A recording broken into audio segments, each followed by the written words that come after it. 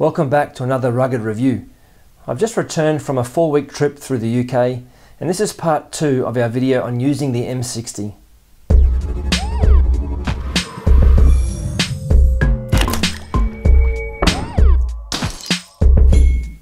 In our part 1 video, we had a comment in the comment section about how did we use an Android phone as a Microsoft device.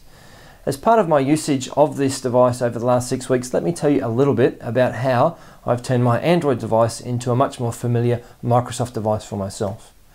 Well, the first app that we've launched or installed on the M60 to help with that process was an app called Microsoft Launcher. Microsoft Launcher gives my start screen a different feel to the usual Android environment. To begin with, I have a shortcut home screen here, and if I swipe up on that home screen, I have the ability to search through my apps, but a lovely, neat alphabetical listing. That's very much like what my Windows phone was, with an alphabetical listing of apps. That made the transition from my Windows phone to the Android phone very easy from a navigation perspective. Of course, with a different phone as well as a different ecosystem, there were some challenges. For example, on the M60, the on button is in the bottom right-hand corner, where I was used to it being on the side in my other Windows phones. Getting used to that tripped me up a little bit, but now I don't even think about it. I'm used to that familiarity.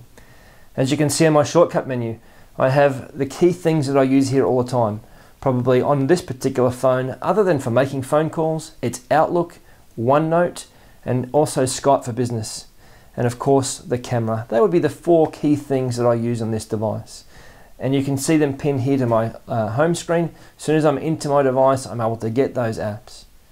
If you're an Android user and you haven't tried Outlook on Android yet, I highly recommend that you download the Outlook app. Managing emails in Outlook for Android is incredibly easy and very good. Just responding to another comment on our YouTube channel, someone did mention, and it is accurate, that there is no headphone jack in this particular device.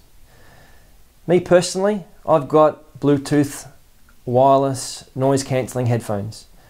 I'm using the Sony brand of headphones, and I've found them to be outstanding. For those people who are genuinely targeted by the M60 and industry workers, you won't be using noise cancelling headphones in the field. You'll want a device that's got a loudspeaker, and this has it, and the ability to let you talk to it clearly through the microphone array, and this device has it. So is the headphone jack necessary on this device? I don't see it as a negative at all. The majority of users, in fact really all users who are going to buy the M60, are not looking for a device with a headphone jack.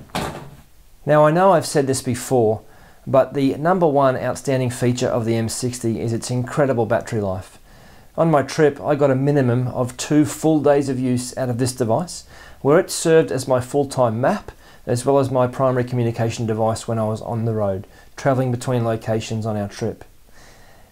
2 full days without a charge is an incredible feat, given that it was a wireless hotspot, collecting data, doing GPS functions, and basically full-time as a usable device. That's been a really unique experience for me. It's been some time since I've had a mobile phone that's done that sort of battery life.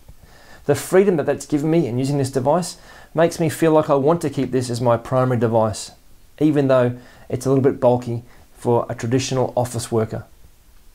As someone transitioning from a Windows environment to the Android environment, one of the challenges I've faced is that initially when I logged into this device, I was getting notifications from literally everywhere and everything.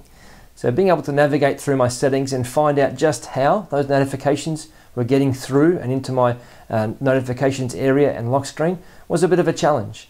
But I seem to have mastered that now and have got down to just the notifications I actually want on the screen.